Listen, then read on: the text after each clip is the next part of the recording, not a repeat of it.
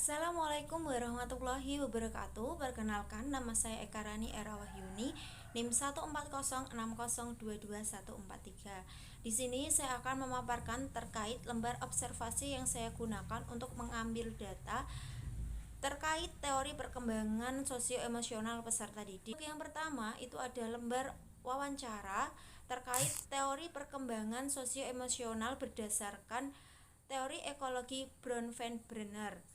Di sini saya menggunakan 5 indikator. Yang pertama itu ada mikrosistem. Untuk deskripsinya itu sendiri nanti ada lingkungan keluarga, kemudian lingkungan sekolah. Indikator yang kedua itu ada mesosistem, hubungan keterkaitan antara ekosistemnya itu nanti bagaimana. Lalu indikator yang ketiga itu ada ekosistem dengan deskripsinya nanti itu meliputi lingkungan kerja orang tua peserta didik, kemudian hubungan persaudaraan peserta didik. Lalu indikator yang keempat itu ada makrosistem terkait adat dan budaya setempat, bagaimana budaya di sekitar tempat tinggal peserta didik. Kemudian ada ideologi negara, apakah orang tuanya mereka itu warga negara Indonesia atau warga negara asing. Kemudian indikator yang kelima itu ada kronosistem terkait tentang pengaruh lingkungan dari waktu ke waktu.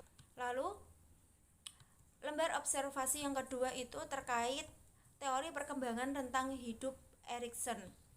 Di sini ada 4 indikator dan masing-masing indikator itu dijabarkan ke dalam 5 pernyataan yang nantinya harus dijawab oleh peserta didik. Indikator yang pertama ada indikator diri sendiri. Pernyataan yang pertama, saya tidak mudah menyerah jika mendapatkan nilai yang jelek. Pernyataan yang kedua, saya sering merasa rendah diri dan putus asa jika mendapatkan nilai jelek. Pernyataan yang ketiga, saya sering bertanya jika ada materi yang belum dimengerti. Pernyataan yang keempat, saya sering belajar tanpa disuruh. Pernyataan yang kelima, saya lebih aktif dan produktif pada pembelajaran yang saya sukai saja.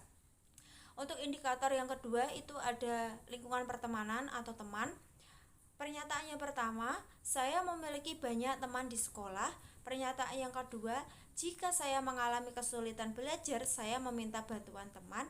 Pernyataan yang ketiga, saya sering berkomunikasi dengan teman di kelas. Pernyataan yang keempat, saya memiliki teman yang dapat memotivasi saya dalam hal belajar. Pernyataan yang kelima, saya merasa rendah diri jika teman saya lebih berhasil dalam hal belajar daripada saya. Indikator yang ketiga yaitu keluarga. Pernyataan yang pertama, orang tua mendukung dalam hal pendidikan. Pernyataan kedua, orang tua memberikan hadiah jika saya berhasil mendapatkan nilai bagus.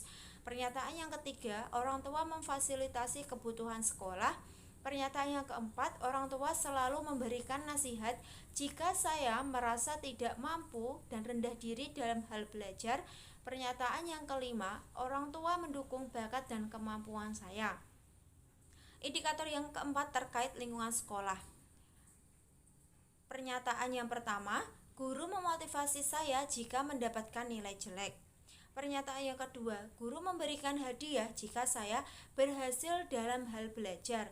Pernyataan yang ketiga, guru memberikan apresiasi jika saya mendapatkan nilai yang bagus.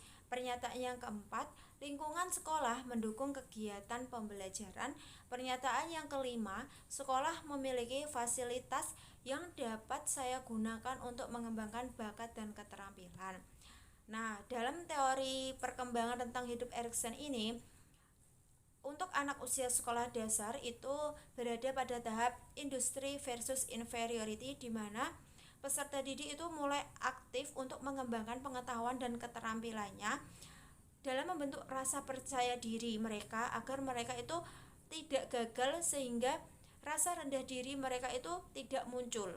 Pada tahap ini mungkin beberapa anak itu nantinya akan ditemukan sudah mulai mencapai tahap inferiority atau masih berada pada tahap industri, atau bisa juga peserta didik berada di tengah-tengah antara industri maupun inferiority seperti itu. Sekian pemaparan terkait lembar observasi yang akan saya gunakan. Mungkin dari teman-teman nanti bisa memberikan saran maupun kritik terhadap lembar observasi yang sudah saya buat, sehingga nanti bisa menjadi bahan perbaikan untuk saya kedepannya ketika melakukan kegiatan observasi. Sekian presentasi dari saya. Wassalamualaikum warahmatullahi wabarakatuh.